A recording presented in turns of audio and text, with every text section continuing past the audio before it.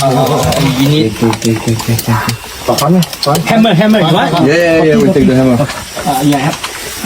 Oh. Here you can still walk, so we'll go with him. Okay. I just let him go. Do you tell me when I can come? Yeah. Bit more room. Yeah. Very good. Not for nothing. พูดเลยไม่ออกเลย Many problem, but ต้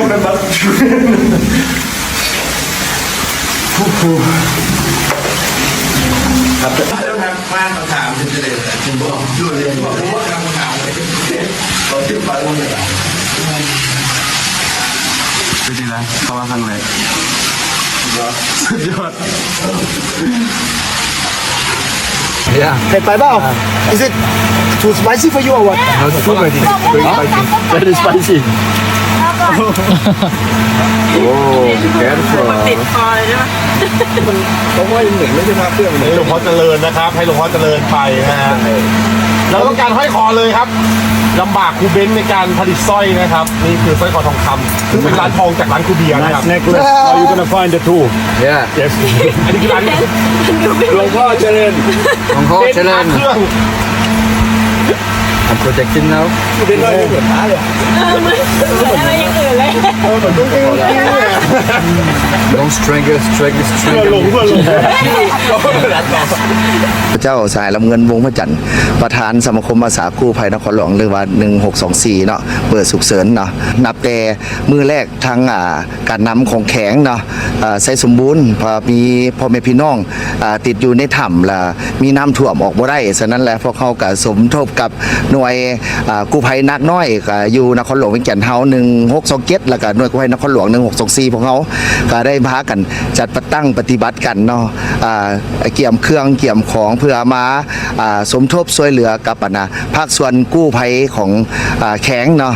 และภาคส่วนกู้ภัยต่างๆได้พาไอ้น้องเนาะนับแต่มือทำอิฐกับพากันทยอยขนเครื่องต้องได้จำเป็นได้ใส่มาช่วยกอบกู้เอาชีวิตพ่อแม่ประชาชนในปัจจุบันนี้ก็ถือว่าทางกู้ภัยลาวเฮาว่าจะสิซาบก็อย่าบ่สามารถที่จะเข้าคนขั้วในถ้ำได้ก็แม่นว่าเสี่ยวสารต่างประเทศมีอันใดที่ว่าเพิ่นนะต้องการเนาะแม่นพวกเขาซัพพอร์ตเพิ่นเนาะเต็มที่ไอ้น้องกู้ภัยนครหลวงและกู้ภัยต่างๆเนาะแล้วก็มีหลายภาคส่วนของทีมกู้ภัยแล้วก็ทีมต่างๆบ่ว่าจะเป็นอินฟูลาวบ่ว่าจะเป็นภาคส่วนต่างๆเนาะที่ได้เข้าสมทบเกี่ยวกับเวียกงาน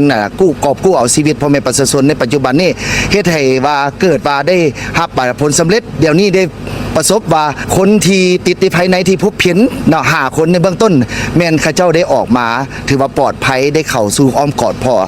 ได้ครอบครัวแล้วเนาะยังอีก2คนเนาะการนำภาครัฐเฮาเนาะก็ถือว่าบ่นิ่งนอนใจเนาะนับแต่ขันน้ำสันสูงเนาะฮอดแข็งฮอดเมือง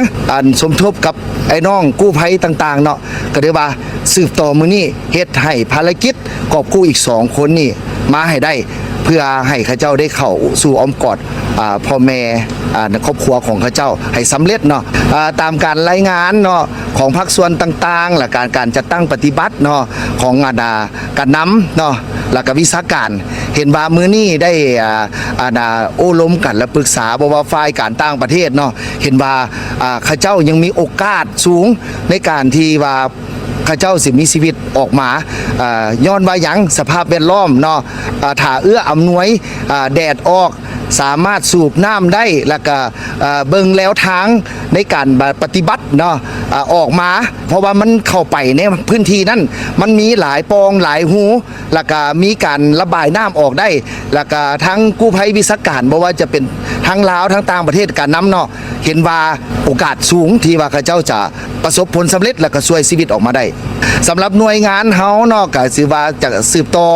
สมทบกับภาคส่วนต่างๆกู้ภัยลาวกู้ภัยไทยแล้วก็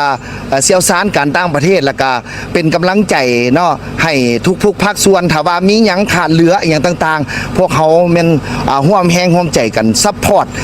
สิ่งที่จำเป็นให้วิชาการที่เพิ่นเข้าไปทางไหนเพื่อค้นหาผู้รอดชีวิตนะเจ้าจุดซุ้มก็คือต้องฮีบฮ้อนเอาผู้ที่ยังรอดหรือบ่รอดบ่อย่างก็แล้วแต่พวกเขายังมีความหวังช่วย2ชีวิตนั้นออกมาให้ได้